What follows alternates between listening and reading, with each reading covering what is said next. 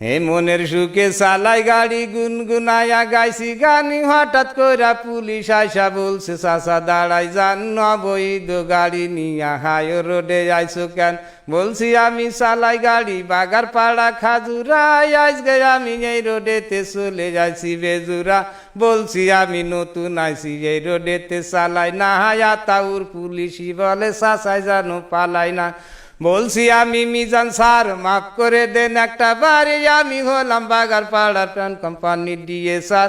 বলছে তখন মাফ করিব টাকা লাগবে 3000। বলছি আমি আর আসবো না আজকে আইসি বাইসেন্স। বলছে তখন বের করো তো ড্রাইভারি লাইসেন্স। এই পুলিশ কি বোঝে না এই গাড়ির কি কাগজ হয়, না বুঝারও ভান করে কেন বুঝতে কারো বাকি নাই।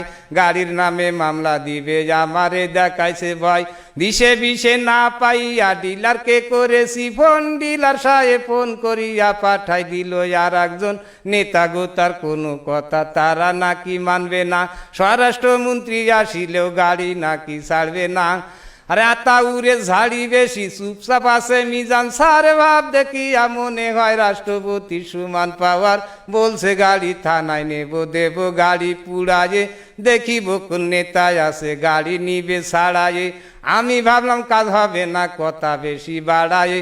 বলছি আমি বাড়ি যাব, বাড়ি যাওয়ার কি রাস্তায় উপায় একটা বের করে দেন, করে দেব ব্যবস্থা। সত্য একটা ঘটনা সবার সামনে করলাম প্রকাশ। বলছে তখন ডিলার রে টাকা করিতে বিকাশ। বলছি আমি নাম্বার দেন, আমারে কয় চুপ করেন। নাম্বার একটা দিয়া বলে 2600 টাকা মারেন। টাকা কি আর গাটি আছে, টাকা দেবে ডিলারে। হে মনে মনে চিন্তা করি কি বিপদ হই আল্লাহ রে। সন্ধ্যার পরে ছাড়লো গাড়ি, গাড়িতে তো আলো নেই আগের মতো চোখের জ্যোতি, তাও তো বেশি ভালো নেই। কি কষ্টে যে আইসি বাড়ি আল্লাহ মাহবুদ সেই জানে। হে গরিবের এই দুঃখের কথা এই দুনিয়ায় কে শোনে? জনগণের বন্ধু পুলিশ এই কথাটা মিশা না, কিছু কিছু পুলিশ আছে তাদের কাছে হাসা না। একদিন কিন্তু মাটির নিচে সবার হবে বিছানা। টাকা পেয়ে দেখলাম তাদের মনেতে ভারী ফুর্তি, বউ বাচ্চাদের নিয়ে হয়তো পার্কে যাবে ঘুরতি। একটা কথা স্মরণ রেখো একদিন হবে মূর্তি, আজরাইলের হাতে থেকে রিহাই কেহই পাবো না। টাকা করি নিয়ে কেহই কবরেতে যাব না, আজকে থেকে তওবা করো হারাম টাকা খাবো না।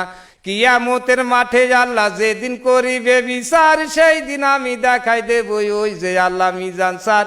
এই হলো সেই আতাউর, পালাবি তুই কত দূর, সেদিন তো আর নয় তো দেরি, কয়টা দিন করো সবুর।